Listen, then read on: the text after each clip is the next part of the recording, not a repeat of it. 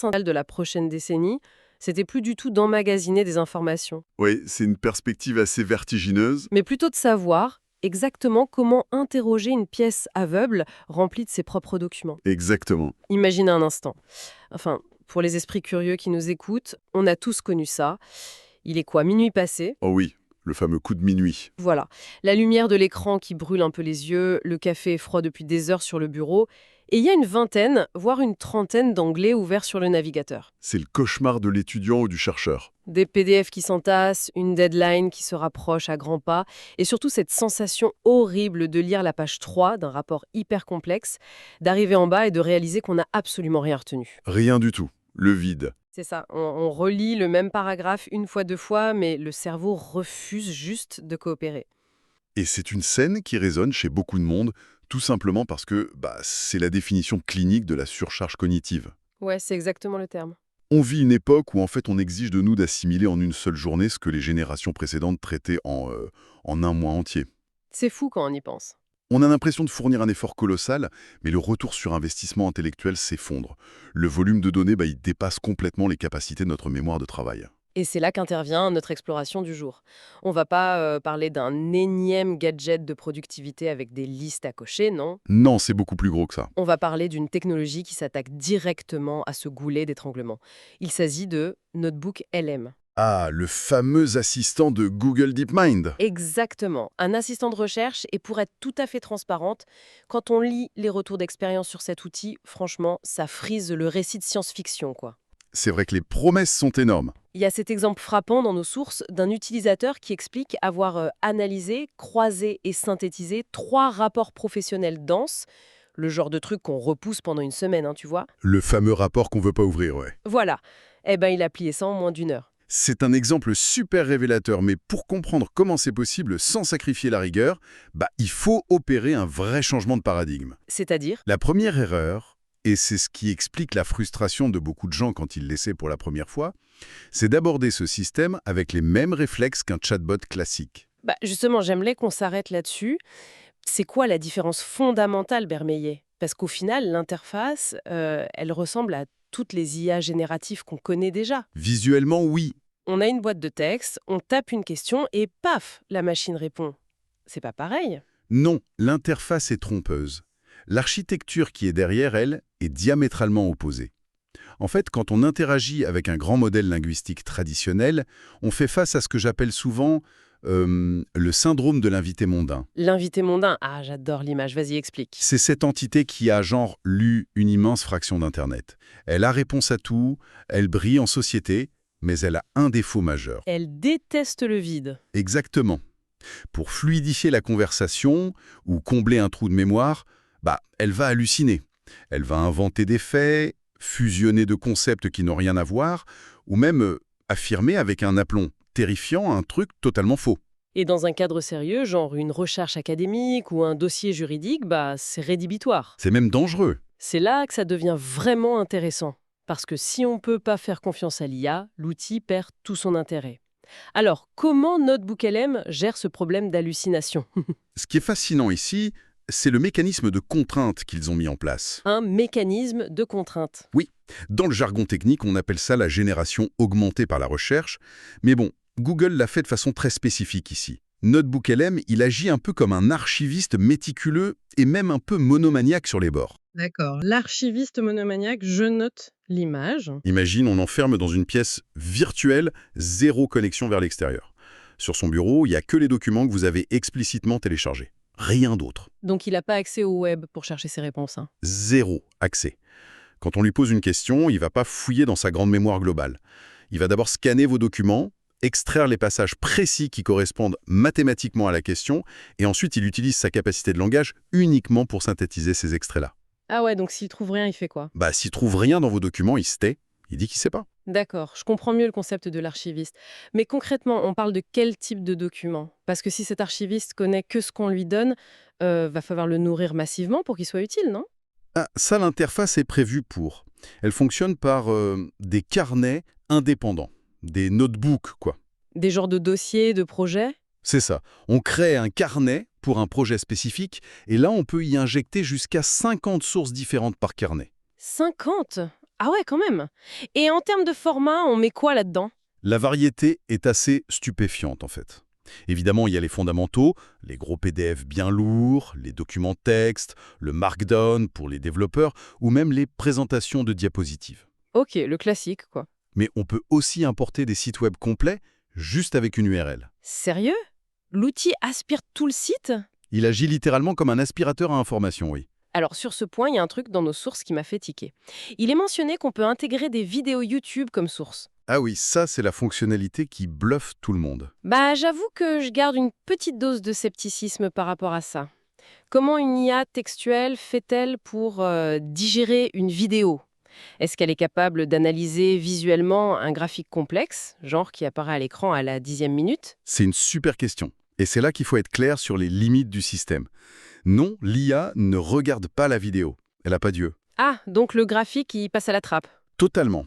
Elle comprendra pas le visuel. Le mécanisme, il est purement auditif et textuel. Comment ça marche du coup? L'outil va instantanément aspirer la piste audio de la vidéo YouTube, récupérer ou générer la transcription textuelle de tout ce qui est dit, et hop, il intègre tout ce texte brut dans votre base de données. Ah, je vois. Mais bon, même sans le visuel, les implications restent juste énormes, quoi. Si on relie ça à une perspective plus large, c'est une transformation radicale de notre rapport au format de l'information. C'est clair. On n'est plus limité à la lecture. Imagine un cours magistral d'1 h 30 où tu sais l'enregistrement d'une réunion de conseil d'administration interminable. Oh mon Dieu, oui, où tu cherches la phrase précise que le boss a dite à propos du budget. Exactement. Et historiquement, pour retrouver cette décision, tu devais écouter en accéléré, faire des bonds au hasard sur la barre de lecture, en priant pour tomber dessus. Et ça prend des heures. Là, ces heures d'audio deviennent une base de texte instantanément interrogeable.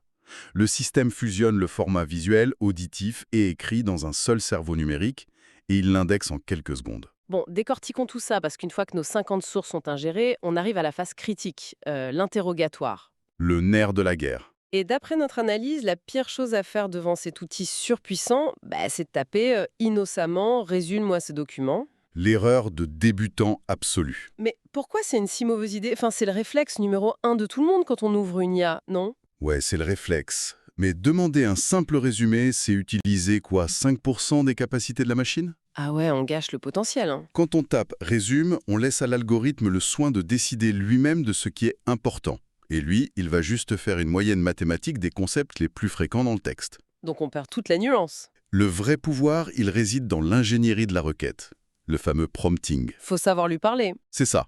Faut comprendre comment fonctionne un réseau de neurones artificiels. Quand on lui pose une question ouverte, il navigue dans un espace probabiliste quasi infini. Et il peut se perdre. Exactement.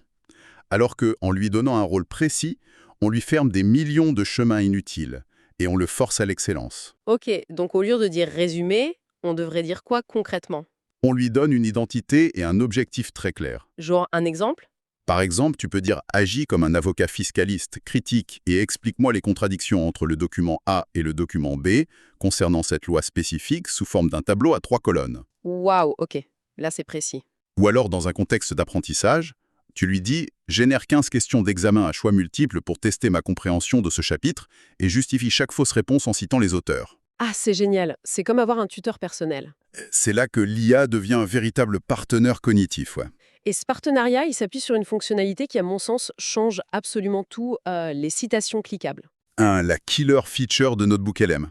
Franchement, oui. À chaque fois que l'outil génère un paragraphe d'explication, il y a des petits numéros à la fin des phrases, comme dans Wikipédia. Ouais, c'est des repères visuels. On clique dessus et paf, l'écran se scinde en deux pour nous montrer exactement le paragraphe original dans le bon PDF, à la bonne page, avec la phrase surlignée. C'est magique. C'est le coup de grâce porté au doute, en fait. Plus besoin de se demander s'il y a à inventer le truc. Historiquement, la plus grande valeur ajoutée d'un chercheur ou d'un analyste, c'était sa capacité à trouver l'information, à repérer l'aiguille dans la botte de foin. Ce qui prenait un temps fou. Aujourd'hui, elle est trouvée instantanément. Elle vous est apportée sur un plateau en argent, avec un certificat d'authenticité, la preuve de provenance. Donc le métier change complètement. La compétence humaine s'est déplacée, oui. Elle consiste plus à chercher la réponse dans des pages et des pages. Elle consiste à quoi du coup alors? À formuler la question avec une précision chirurgicale. Savoir quoi demander à l'archiviste. C'est vertigineux de penser à ce basculement de compétences. Mais bon, l'innovation s'arrête pas au texte. Il y a une fonction qui pour le coup m'a vraiment fait sourire par son ironie. Je vois de quoi tu parles. Ça s'appelle Audio Overview, l'aperçu audio en français. En gros, on sélectionne nos documents austères, nos vieux rapports techniques hyper chiants, et en quelques clics, l'IA génère une conversation audio entre deux animateurs virtuels qui débattent du contenu. Ça nous rappelle étrangement quelque chose, n'est-ce pas? Mais grave, on va perdre notre boulot, c'est clair. La mise en abîme est assez amusante, oui. On utilise une technologie d'analyse pour discuter d'une technologie qui elle-même génère des discussions d'analyse. C'est très méta. Mais au-delà de la blague, c'est une fonctionnalité qui s'appuie sur de solides bases en sciences cognitives selon nos sources. Absolument. Comment ça? Je veux dire, en quoi écouter deux voix de synthèse débattre d'un document financier sur les taux d'intérêt, c'est supérieur à la simple lecture du document? C'est simple. Le cerveau humain n'est pas biologiquement conçu pour absorber des kilomètres de texte brut ou des tableaux de données abstraites. C'est vrai qu'on fatigue vite. C'est un effort cognitif intense. En revanche, depuis la nuit des temps, notre espèce transmet le savoir par la narration, par le conte, par le dialogue au coin du feu. Ah, la transmission orale, oui. L'aperçu audio prend une donnée brute et la réencode dans un format naturel pour notre psyché. Et en plus, les voix générées ne se contentent pas de lire de façon robotique. Non, c'est vrai, il y a des rires, des intonations. Elles font des blagues, elles utilisent des analogies de la vie quotidienne, elles s'interrompent mutuellement pour souligner un point clé, un peu comme nous on fait là en fait. Écouter ce format pendant 15 minutes dans les bouchons ou le métro, c'est sûr que ça réduit drastiquement la friction de l'apprentissage. C'est un gain de temps et d'énergie incroyable. D'accord, c'est brillant, mais bon, redescendons un peu sur Terre 2 minutes. Toute cette puissance de synthèse, ça donne quand même un faux sentiment de sécurité, non? Ah toute technologie puissante vient avec ses pièges, oui. Si l'IA est capable de produire un discours aussi convaincant avec nos propres documents, que se passe-t-il si on s'en sert mal? Notre session de décryptage pointe justement 5 pièges fatals. Et le premier, c'est un grand classique de l'informatique. Le syndrome de la poubelle, c'est ça. Le fameux garbage in, garbage out. Si on fournit des déchets en entrée, on obtient des déchets en sortie. Concrètement, avec Notebook LM, ça donne quoi? Si tu télécharges un vieux contrat scanné de Trevor, tu sais le truc illisible, où la reconnaissance de caractère confond le mot inclus avec le mot exclu, la machine est aveugle. Ah ouais, la cata. Elle va construire tout son beau raisonnement argumenté sur une prémisse qui est techniquement fausse à la base. Donc faut être hyper vigilant sur ce qu'on lui donne. La qualité de l'analyse IA est directement proportionnelle à la propreté chirurgicale des documents qu'on lui confie. Si le PDF est flou, le résultat sera flou. Mais au-delà des documents mal scannés, le deuxième et troisième piège, c'est la question de l'interprétation non bonne, les questions vagues et le manque de vérification. Exactement. Le piège de la confiance aveugle. Je sais que l'outil est confiné à nos documents, mais est-ce qu'il peut pas se tromper en interprétant le ton d'une phrase si on vérifie pas les citations cliquables? Ah, c'est un risque majeur. Et l'ironie en est le meilleur exemple. Comment ça? Imagine qu'un auteur écrive dans un rapport de manière très sarcastique « Oh oui, cette politique fiscale a vraiment été un triomphe absolu. Genre, on sent bien que c'est une catastrophe en vrai. » Pour nous humains, oui. L'ironie, ça nécessite une compréhension du contexte socio-culturel, de la posture politique de l'auteur. Le réseau de neurones, lui, il risque fort de faire une analyse littérale. Et de générer une belle synthèse affirmant que la politique a été un succès retentissant. Voilà. Et si on ne prend pas la peine de cliquer sur la petite citation pour relire le paragraphe avec notre intelligence émotionnelle humaine, on assimile une information erronée. L'outil ne remplace pas le discernement, quoi. Jamais. Ça nous amène au quatrième piège qui est souvent ignoré dans l'euphorie de la productivité. On parle quand même d'un outil en ligne géré par Google, une des plus grandes entreprises de la tech. Cela soulève une question importante. Oui, celle de la confidentialité et de l'hygiène numérique. Qu'est-ce qu'on donne exactement à manger à cette machine, en fait? C'est ça le problème. Téléverser le rapport financier confidentiel de sa boîte avant sa publication officielle. Ou pire, des fiches médicales non anonymisées juste pour les résumer plus vite. C'est un peu suicidaire. C'est s'exposer à des risques colossaux. Même si les politiques d'utilisation disent que les données ne servent pas à entraîner les modèles publics, la prudence élémentaire, elle exige de jamais confier de secrets industriels à une plateforme grand public. Sauf accord du service informatique de la boîte, évidemment. Bien sûr, faut toujours vérifier la politique de sécurité interne. C'est un rappel à l'ordre essentiel.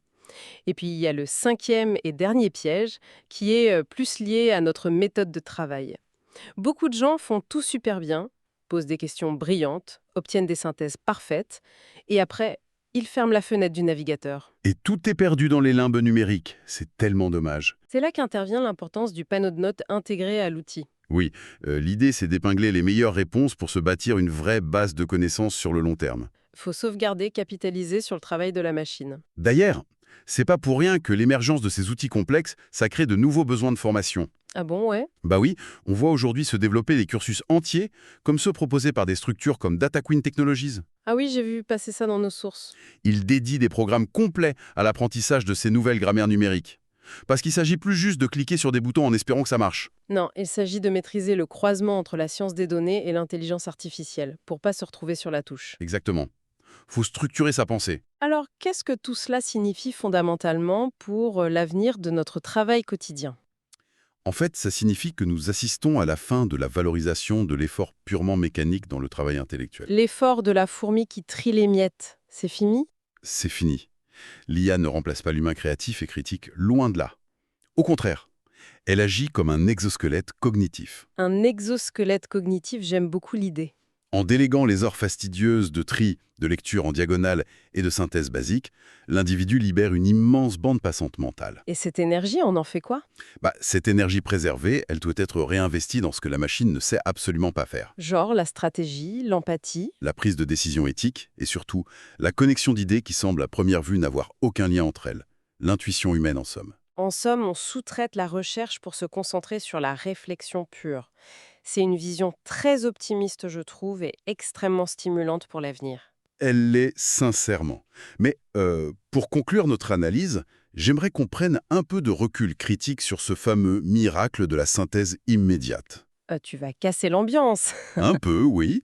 L'histoire des technologies nous montre que chaque nouvel outil qui réduit la friction possède toujours un coût caché. Un coup caché. C'est-à-dire, Pense à l'acte de la lecture lente, la lecture difficile, quand on lutte pour comprendre un texte philosophique ardu ou un vieux manuel technique super complexe. ouais, le genre de texte où tu dois relire 3 fois la page. Exactement. Ce n'est pas juste que du temps perdu. La friction neurologique, la confusion temporaire, l'effort pour lier deux concepts abstraits, c'est ce processus même qui crée de nouvelles synapses dans notre cerveau. C'est comme aller à la salle de sport en fait. Si la machine soulève le poids à notre place, nos muscles fondent. C'est une excellente métaphore. C'est souvent en trébuchant sur une phrase complexe, en bataillant avec elle, qu'une idée novatrice jaillit soudainement dans notre esprit. C'est un point de vue fascinant. Ça veut dire que si la machine prémâche absolument tout pour nous, on perd le bénéfice de cette lutte intellectuelle. C'est le risque. Si l'on s'habitue à ne consommer que des synthèses parfaites, des résumés à puce et des débats audio générés automatiquement, que va-t-il advenir de notre capacité d'endurance face à la complexité pure BT? C'est vrai qu'on est de plus en plus paresseux face aux longs textes. Est-ce que déléguer la compréhension à une machine risque d'atrophier notre propre capacité à penser de manière indépendante? Ou à l'inverse, libérés de la corvée du déchiffrage, allons-nous collectivement évoluer vers un niveau d'abstraction et de réflexion philosophique jamais atteint auparavant? Waouh! Atrophie intellectuelle de masse ou évolution vers une nouvelle sphère de la pensée. C'est une dichotomie qui donne vraiment le vertige, je dois l'avouer. C'est le grand pari de notre génération. Et c'est certainement une pensée à méditer sérieusement pour tous ceux qui nous écoutent. Surtout la prochaine fois qu'on se retrouve à minuit passé, les yeux fatigués par la lumière bleue de l'écran, avec 30 onglets ouverts en se demandant s'il n'est pas grand temps d'appeler l'archiviste méticuleux à la rescousse.